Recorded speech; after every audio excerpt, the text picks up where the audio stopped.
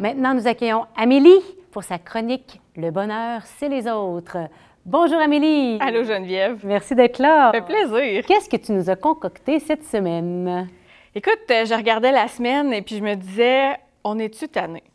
Non, mais sérieux, t'es-tu tanné, toi, d'être en confinement?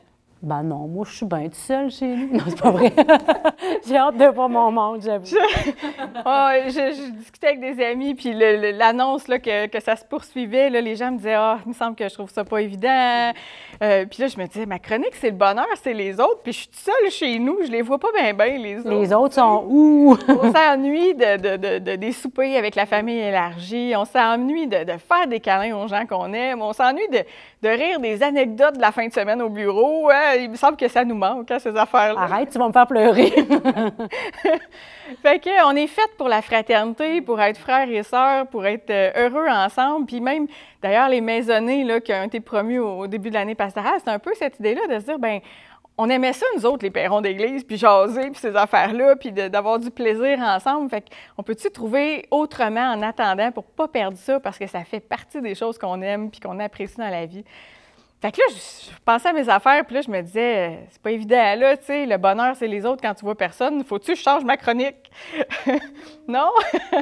Alors, je me suis dit, il me semble que ça pourrait être le bonheur, c'est dans la bienveillance envers les autres. C'est ce que j'avais le goût je me suis dit ça moi-même, mais je le lance aussi, là, pour tout le monde dans le prochain mois.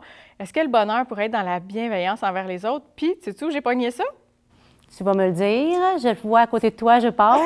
C'est ça, Fratelli Tutti! Voilà, la nouvelle encyclique du pape François là, qui est sortie, ça doit faire à peu près 2 ou 3 semaines, là, sur la fraternité puis l'amitié sociale.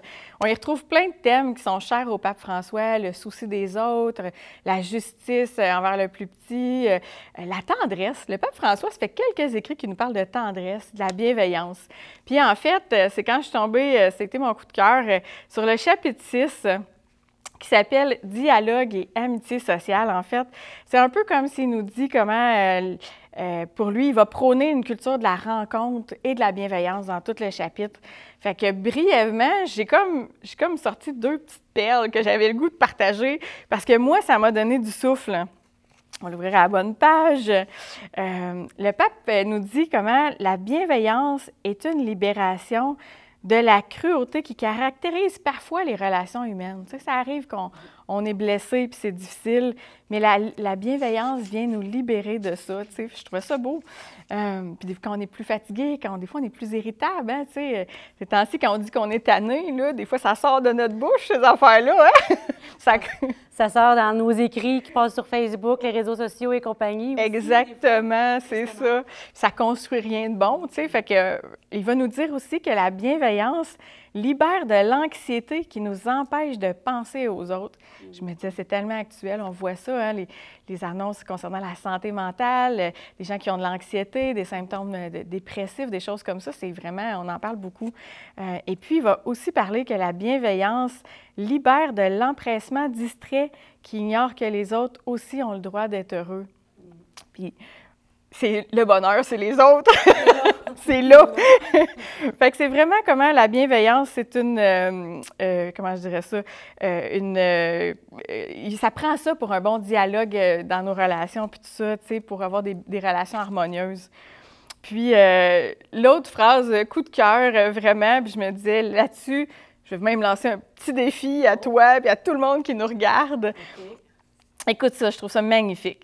Il est cependant possible de choisir de cultiver la bienveillance. Certaines personnes le font et deviennent des étoiles dans l'obscurité.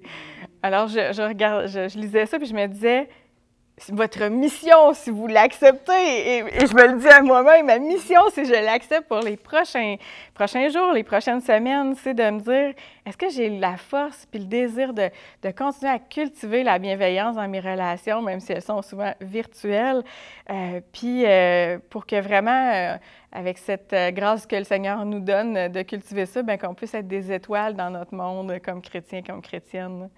Voilà. C'est beau que tu termines avec ça parce que c'est ce que je me disais tout au long que tu parlais, la bienveillance, c'est tout d'abord une disposition du cœur et de l'esprit. Donc, j'ai pas besoin d'être avec les autres pour la cultiver.